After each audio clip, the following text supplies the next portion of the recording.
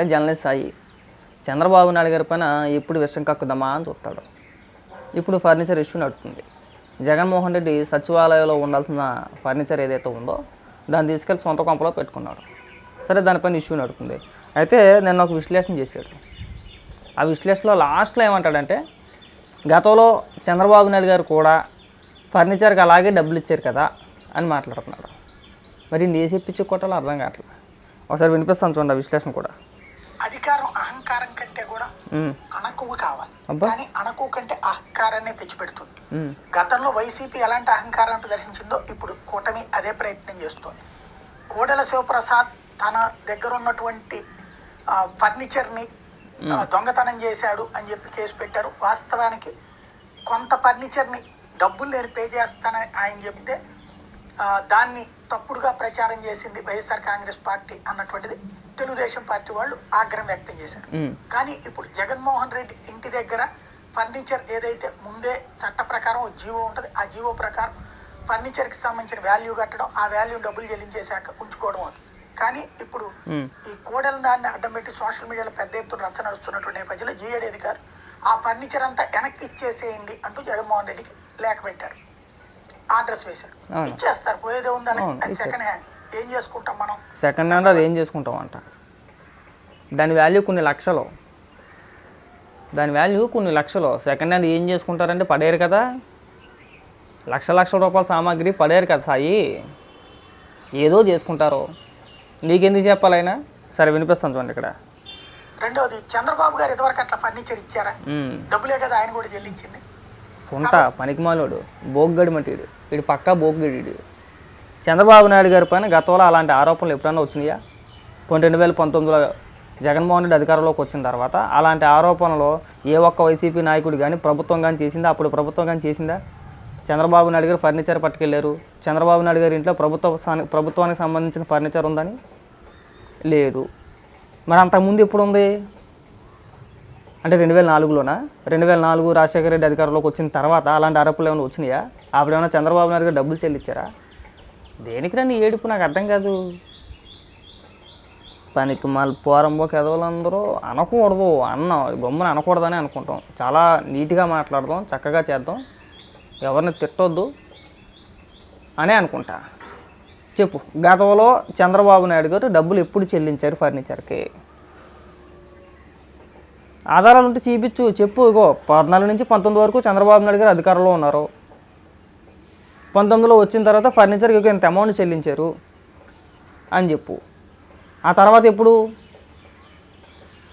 2004లో రాజశేఖర రెడ్డి వచ్చిన తర్వాత ఎప్పుడైనా అలాంటి ఆరోపణలు వచ్చినాయా? 2004 వరకు కూడా చంద్రబాబు నాయుడు గారు కదా ముఖ్యమంత్రిగా ఉన్నారు, అవునా? ఎప్పుడు వచ్చింది చెప్పురా బాబు, ఆధారాలతో చెప్తే మాకు అర్థమవుద్ది. వచ్చేసింది, మళ్ళీ పేమెంట్ అందుతున్నట్టుంది. నిన్నటి నుంచో మొన్నటి నుంచో మళ్ళీ పేమెంట్ తీసుకుంటున్నట్టు స్టార్ట్ అయింది. ఇంకా వాట్సాప్లో వచ్చే మెసేజ్లు ఏవైతే ఉన్నాయో, ఆ స్క్రిప్ట్ ఏదైతే ఉందో సంబంధం లేకుండా చంద్రబాబు నాయుడు గారి పేరు తీసుకొచ్చాడు అక్కడ. ఆయన ఎప్పుడు చెల్లించాడు చెప్పు? నువ్వు ఒక జర్నలిస్టువి, ఎందుకు ఉన్న పొరుగు పోగొట్టుకోవాలి నువ్వు? ఎన్నో సందర్భాల్లో చెప్పాం కదా నీకు, సాయి నీకు ఉన్నది ఉన్నట్టు చెప్పు, నీకు సొమ్మేం పోదు. గతంలో ఋషికొండ గురించి కూడా అలాగే మాట్లాడావు. ఎవడన్నా 36 లక్షల రూపాయలు పెట్టి కమోడ్ కట్టుకుంటాడా? బాత్ డబ్బు తెచ్చుకుంటాడా అన్నావు. ఇప్పుడు ఏమంటాడంటే ముఖ్యమంత్రి అయిన తర్వాత ఉండదా ఆ మాత్రం, ఎవరిలో లేవని మాట్లాడుతున్నారు. బానిస బతుకు పనిచేది సాయి. పూర్తిగా వైఎస్ఆర్సీపీ పార్టీకి లేదంటే జగన్మోహన్ రెడ్డికి బానిసగా మారిపోయావు. చెప్తే నమ్మేటట్టు ఉండాలా, చెప్పించి కొట్టేటట్టు ఉండకూడదు. నీ మాటలు వింటుంటే అదే అర్థమవుతుంది. గతంలో చంద్రబాబు నాయుడు గారు కూడా అలాగే ఇచ్చారు కదా అంట. నీ మేధావతనం తగలెట్ట ఎప్పుడైనా ఉందా అసలు? అలాంటిది ఉండదు. లేకపోయినా కానీ ఇటు చెప్పేస్తాడు ఇక్కడ తీసుకొచ్చి ఇవ్వాలా. అప్పట్లో చంద్రబాబు నాయుడు గారు చేస్తే తప్పేంటి? ఇప్పుడు జగన్మోహన్ రెడ్డి కూడా అదే కదా చేసాడు. ఆయన చేసింది తప్పే, ఈయన చేసింది తప్పే, లేదంటే ఆయన చేసింది కరెక్ట్, ఈయన చేసింది కూడా కరెక్టే అని చెప్పే ప్రయత్నం అన్నమాట. లేక తెలివితే అట్లా బాబు, లేక తెలుతారు మామూలుగా ఉండి వీడి దగ్గర. లాస్ట్లో ఇంకోటి ఎలా కొట్టాడు, అది కూడా వినొస్తాను చూడండి. ఇప్పుడు ఏంటంటే ప్రతి దాంట్లో ఒక వివాదం సృష్టించుకోవాలి. వివాదాలు అలా సృష్టించింది కాబట్టినే వైసీపీని అధికారం నుంచి దించారు. మళ్ళీ మనము అదే తరహాలో వ్యవహరించడం కరెక్టా కాదన్నది ఆలోచించుకోవాలి. దీని టైటిల్ ఏం పెట్టాడంటే కూటమి కక్ష సాధింపు. అంటే ఆ ఫర్నిచర్ వెనక్కి ఇచ్చామన్నా అంట కక్ష సాధింపు అంట. ఎవడు సొమ్ము ఎవడు వాడేసుకుంటాడో ప్రభుత్వ సొమ్ము కదా, తిరిగి ఇచ్చే మనలో తప్పే ఉంది, తీసుకుంటారు. ఇంక విషయంగా అక్కడ మానేసాయి. ఆ ఏడుపు లాపి, ఆ పనికిమాల ఏడుపు ఎందుకో మాకు అర్థం కావట్లా. చాలా మర్యాదగా మాట్లాడదాం అనుకుంటావు, నువ్వు ఇలాంటి అబద్ధాలన్నీ ప్రచారం చేస్తే ఇలాగా మాట్లాడాలా? ఉన్నది ఉన్నట్టు చెప్పు. చంద్రబాబు నాయుడు గారి పైన ఇప్పటివరకు అలాంటి ఆరోపణలు లేనే లేదు. ప్రభుత్వానికి సంబంధించిన ఫర్నిచరు చంద్రబాబు నాయుడు గారు ఇంట్లో పెట్టుకున్నట్టు దాఖలాలు ఎక్కడా లేవు. గతంలో ఏకంగా చంద్రబాబు నాయుడు గారు కూడా అలాగే చెల్లించారు కదా అని చెప్పి చెప్పేస్తున్నావు. అన్నం తినే విశ్లేషణ చేయి, గడి తినే విశ్లేషణ చేయమాక. మేము అందుకే అంటూ ఉంటాం కదా, వీడు అమ్ముడిపోయాడు, పేటీఎం సాయి కసాయి, జర్నలిజం విలువలు కొంచెం అంటే కొంచెం కూడా ఉండవు, డబ్బులు ఇస్తే సరిపోద్ది, ఏదైనా మాట్లాడతాడో, ఎంతవరకైనా దిగజారిపోతాడో చెప్పుకోవడానికి ఉండాలి భయ్యా, కొంచెమైనా సిగ్గు ఉండాలి నీకు. మళ్ళీ ఎవడన్నా ఏమన్నా అంటే నేను నీతివంతుని, నేను నిజాయితీవంతుని, నన్ను అలా ట్రోల్ చేస్తున్నారు, నన్ను ఎలా ట్రోల్ చేస్తున్నారో తప్పు వాళ్ళది కాదు, మేము కూడా అలాగంటాం, తప్పు నీది కాదు, తప్పు నీది కానీ కాదు. మేమంటే చాలా సండాలంగా ఉంటుంది, వయసులో పెద్దవాడివి కదా అని చెప్పి ఆ మాత్రం గౌరవం ఇచ్చేది. ఇంకా బుద్ధులు మానే, ఇంకా విషం కక్కే ప్రయత్నాలు ఆపేసుకో, చూపించు. లేకపోతే ఏ సందర్భంలో చంద్రబాబు నాయుడు గారు తిరిగి డబ్బులు చెల్లించారు చూపించు. ఒక్క వార్త అయినా కానీ ఉంటుందిగా, జర్నలిస్టు కదా, ఏ సందర్భంలో ఇచ్చారు. వీడు ఏమనుకుంటున్నాడంటే ఇంక ఇదే పనిలో ఉంటారు, ఇంకెళ్ళో మనం ఏం చెప్పినా నమ్మేస్తారులే, ఆ లాస్ట్లో చిన్న డైలాగ్ కొట్టేస్తే సరిపోద్ది, అదే నిజం అనుకుంటారు. ఇలాంటి ఎద విశ్లేషణ చేస్తేనే మాకు ఒళ్ళు మండిపోయేది. నువ్వు ఒకడవే, ఆ తర్వాత ఇంకొకటి ఉండే కేఎస్ ప్రసాద్, మా గుట్ల గోపుగాడు, ఆ పిండి రవి, తెలకపిండి రవి, నేనే ఆదవుతానంత తగలట. మీకు తెలిసింది ఇంత తెలిసినట్టు బిల్డప్ ఇస్తారు. ఇంకా విశ్లేషణల మీద విశ్లేషణలు, వీడియోల మీద వీడియోలు. జగన్మోహన్ రెడ్డికి ఆపద వచ్చిందంటే ఎగేసుకొని పడిపోతారు అంతే. ఇంకా అయ్యబాబు ఇంకేమీ లేదు. ఇంకా జగన్మోహన్ రెడ్డి అలాంటి వ్యక్తి కాదు. సెకండ్ హ్యాండ్లో ఏం చేసుకుంటారని అడుగుతున్నాడు. 1-2 కాదుగా, కొన్ని లక్షల రూపాయలు విలువ. అది ఏదో చేసుకుంటారో, ఏదో ఒక ప్రభుత్వ కార్యాలయంలో పెడతారో, అక్కడ వాడుకుంటారో. అంటే వదిలేయాలి జగన్మోహన్ రెడ్డి గారు, పుణ్యానికి వదిలేయమంటారేంటి? దేనికి వదిలేయాలి? నువ్వు ఎలా జర్నలిస్ట్ అయిపోయావో మాకు ఇవాళ కూడా అర్థం కావట్లా.